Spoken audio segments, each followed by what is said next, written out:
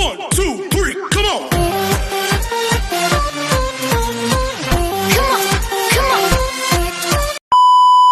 Hello beautiful people! Welcome back to my channel. This is your Mama Sam. Hello mga amigo, kumare at kumpare. Kamusta kayong lahat? Sana lahat po kayo ay okay at safe ngayong araw na ito. At syempre, kung ako naman ang tatanungin nyo, nakikita naman ninyo ang beauty ng Mama Sam ninyo. Fresh overload pa rin, di ba? Ganyan talaga kapag umiinom ka ng maraming vitamin C, plus kumakain ka ng maraming banana. Dahil sa banana, mas nakakaloka ang ganda ng Mama Sam ninyo. Charot! So, kamusta naman kayong lahat? Sana lahat kayo ay okay na okay ngayong araw ng Wednesday. So, happy Wednesday sa atin lahat ng bonggang-bongga. At hindi lang yan, syempre gusto ko rin magpasalamat sa walang sawang tumatangkilik dito sa Mama Sam Vlog, araw-araw, lagi-lagi. Maraming salamat po sa pagmamahal at support na binibigay ninyo. At hindi lang yan, syempre, sa lahat naman ng makasolid na Mama Sam dyan na laging nakatutok dito, araw-araw, lagi-lagi. Maraming salamat guys sa inyong lahat. Kaya naman, ngayong araw na to, marami akong hatid na chika sa inyo na talaga naman, oh my gosh, magtataas ang kilay ninyo ng bonggang-bongga sa mga pag-uusapan natin ngayon. Kaya guys, wag na nating patagalin ang ating mga chika. Para sa una nating chika, eto nga, pambato daw ng Miss Phuket sa Miss Universe Thailand. Malakas daw para sa corona. At ito daw ang isa sa mga nakikita nila na pwede daw maging Miss Universe Thailand. So, anong chika mo dito, Mama Sam? Well, ang machichika ko dyan ay, let's see, kung ano nga bang ipapakita niya. Maganda ang makeup, maganda ang hairstyle, pero syempre hindi naman natin alam kung ano nga ba ang caliber na meron siya at kung paano siya makikipag-compete sa mga naglalaban-laban dito sa Miss Universe Thailand. Yes, maaaring sa kanya mapunta ang corona, maaari din namang hindi. Huwag tayong mag-base doon sa picture lang, mag-base tayo doon sa kabuuan ng kandidata, di ba? Yes, malakas si Phuket kung malakas ang pag-uusapan, pero depende yan sa magiging eksena niya. Marami din naman kasi siya din makakalaban, hindi lang siya. And then I'm so excited kung sino nga ba ang tatanghalin bagong Miss Universe Thailand. Kasi ito na lang talaga yung hinihintay natin. At mabubuo na, charot, mabubuo na ang listahan natin. At tingin ko naman kung itong si Miss Phuket ang mananalo, ganda, may ibubugay yung ganda niya. But let's see, kapag nag-start na ang competition nila talaga. Start na kanina, pero let's see kapag yung tumagal na ng tumagal. Actually, maganda yung makeup. Pero hindi ako nagagandahan na sasabihin mo, wow, siya ang magiging Miss Universe. Parang feeling ko hindi din naman. Charot, so yun ang bitter. Good luck na lang sa kanya. And then, para sa sumunod natin, chika, eto nga, Miss Grand, Thailand, handang-handa na daw para sa magiging laban niya sa Miss Grand Thailand na gagawin sa India. Mama Sam, anong chika mo dito? Well, ang chika ko dyan ay ang ganda ng transformation niya, no? So, ang ganda, biglang boom, di ba? Pero hindi ko alam kung ready na nga ba ang Thailand na makuha ang corona ng Golden Crown after ng Philippines.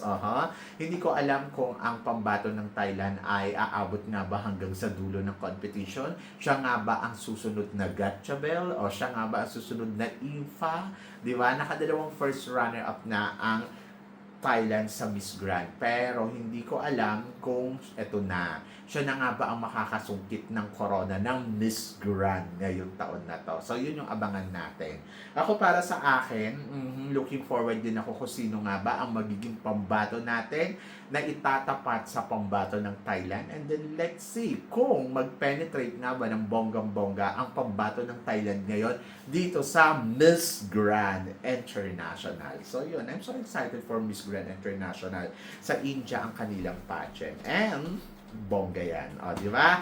And then, para naman sa sumunod nating chika, eto nga, speaking of Miss Grand, dating Binibining Pilipinas International na si Angelica Lopez. Mama Sam, tingin mo siya kaya ang susungkit ng corona ng Miss Grand Philippines?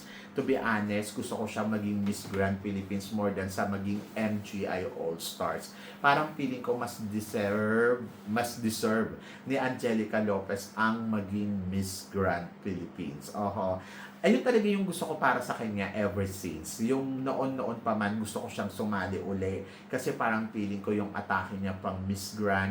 Sabi ko nga, ito yung perfect na taon na sasali siya. Kasi parang madali lang para sa kanya na masungkit ang corona ng Miss Grand. Nakakaloka kapag hindi niya nakuha yan. Maloloka talaga ako ng bonggang-bongga kay Angelica. Ako naman, parang feeling ko naman, hindi naman siya siguro sasali kung hindi naman siya sigurado na sa kanya mapupunta ang corona ng Miss Grand International, no? So, for sure, ayan yung hinihit niya. Parang feeling ko kasi mas bagay sa kanya ang Miss Grand International more than sa mag-MGI All-Stars. Kasi yung MGI All-Stars, o sige, pangalan mo ang dala-dala mo, pero kasi sa Miss Grand, para siyang Miss Universe, para siyang Miss World, para siyang Miss International, yung mga tipong ganon. Kaya mas gusto ko talaga siyang maging Miss Grand. Pero kapag naging Miss Grand yan, ano ba ang chance niya? Makukuha ba niya ang back-to-back? I think top 5. Happy na ako kung maka-top 5 si Angelica Lopez at maging runners-up sa Miss Grand. At least, di ba, matatapos ang kanyang journey with the placement or the crown. Malay mo, makakuha niya uli ang corona ng Miss Grand. O, di ba? So, yun. So, basta magtiwala lang. And then, tingnan natin kung ano ang kahinatnan ng laban niya dito sa Reina Pilipinas. O, di ba? So, yun. Kaabang-abang naman yan, in fairness. So, yun. So, para naman sa sumunod na chika, eto nga, pinag-uusapan ngayon, after Katrina Ligado. Okay. Sabing ganon, Miss World, may uuwi kaya ng ating Reynas na si Asia? Well, si Asia ay excited na rin sa magiging laban niya sa Miss World. So, aalis na si Asia this week.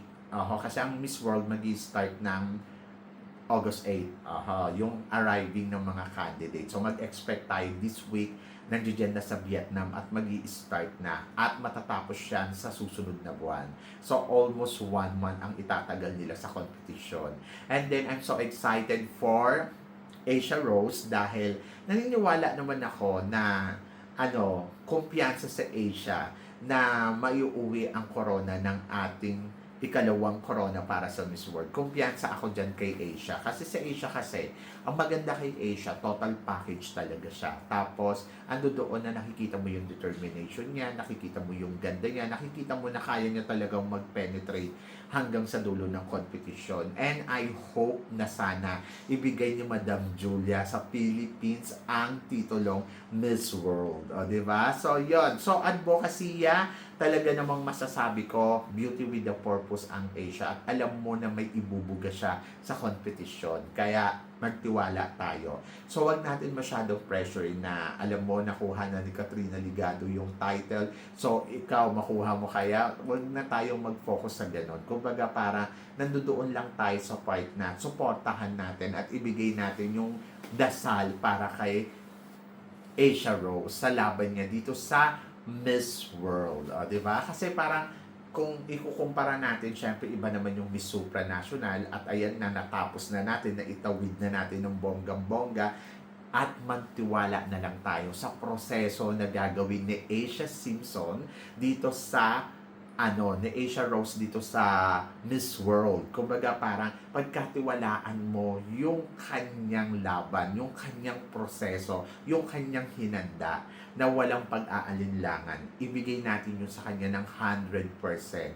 And then, manifesting, sabi ng ganon, i-manifest natin yan na atin ang corona. Diba? So yun, na walang pag-aalinlangan. Ako naniniwala ako, makukuha ni Asia Rose Simpson ang corona ng Miss World ngayong taon na to. Sa kanya mapupunta ang corona. So, abangan natin yan at laban yan. Diba? So, yun.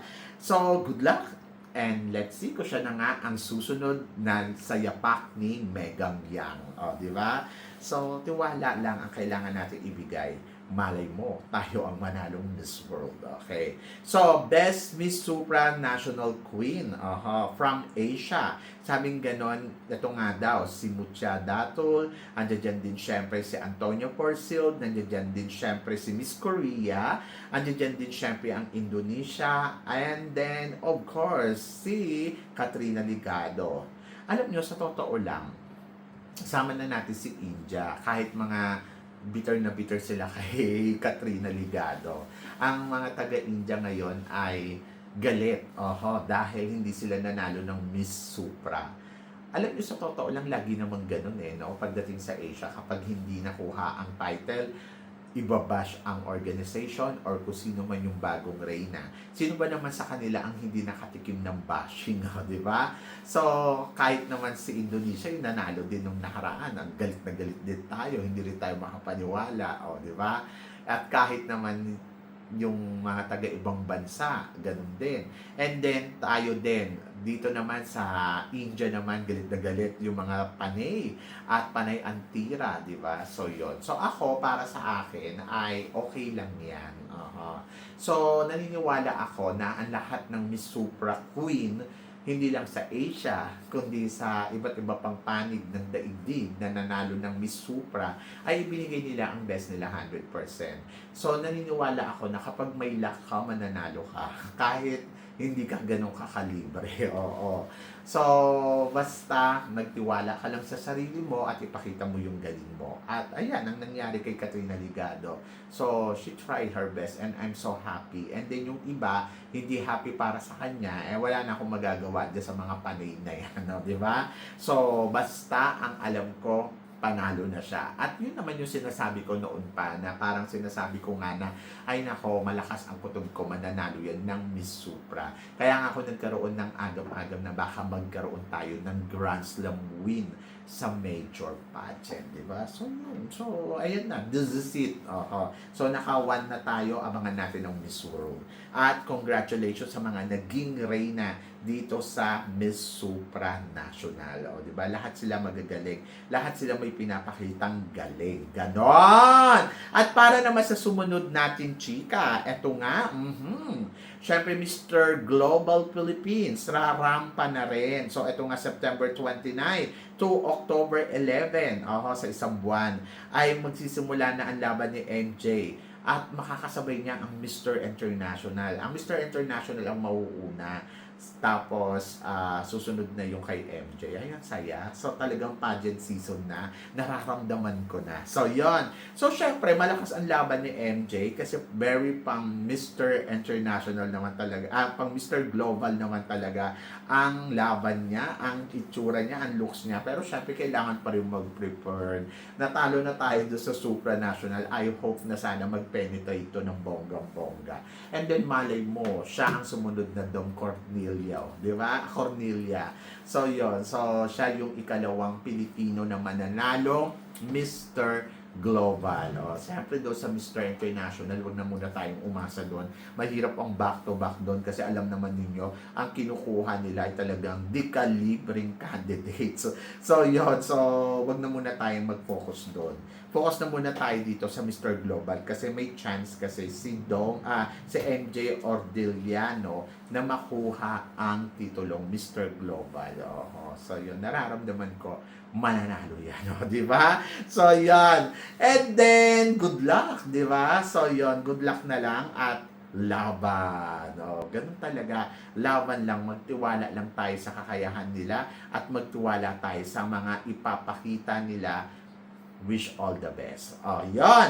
At para naman sa sumunod natin, chika, Oppo Suchata, matatapos na ang reigning queen bilang Miss World. So, ito na nga. So, papunta na sa finale. Ang reigning ni Oppo Suchata. Anong chika mo dito, Mama Sam? Ang bilis ng panahon, no? Ang bilis-bilis ng panahon. Parang kailan lang ay pinapakilala siyang appointed ng Thailand. So, napanood ko pa yun kasi pumunta ako dun sa event nila. And then, ngayon, ayan na, matatapos na ang reigning niya bilang Miss World. Diba? So, I'm so happy para kay Oppo Suchata at masaya naman ako dahil naging matagumpay ang kanyang reigning bilang Miss Miss World. And let's see, I hope na sana maibigay niya ang corona sa pambato natin na si, ayan na nga, si Asia Rose. So, ako, nag-aabang ako kung sino ang susunod na reyna ng Miss World. And then, ayan, kay Oppo Suchata, job well done. Syempre, hindi sila magbaback to back kasi hindi naman ganun kagaling yung pambato nila. Charot! So, yan. Hindi, malay ninyo, di ba? Beauty with the purpose din. So, tiwala. Tiwala sa reyna natin na ibibigay yan ni Oppo Suchata. Charot! So, yan. So, basta love lang at laban yan. Pero ito ang matinding laban. Tatlong beauty queen from the Miss Universe Philippines. Siyempre, supranational na si Allison. Bea Rose Milian Windorski naman para sa Miss Universe. At Miss Charm naman na si April Smith. Anong chika mo sa kanila, Mama Sam? Siyempre, excited ako sa mga beauty nila. Excited ako sa magiging laban nila sa international stage. Yung kay Allison, medyo matagal-tagal pa. Pero gusto ko lang din i-remind na hindi tayo hater ni Allison. Si Allison ay isa sa mga pinaniniwalaan nating beauty queen. Pero syempre, kahit pa sabihin natin na maganda na si Allison, matangkad, kompleto na, kailangan na maghanda. At ayun, mahaba-haba pa naman yung panahon niya. So, i-prepare niya yung sarili niya, i-enjoy lang niya yung kanyang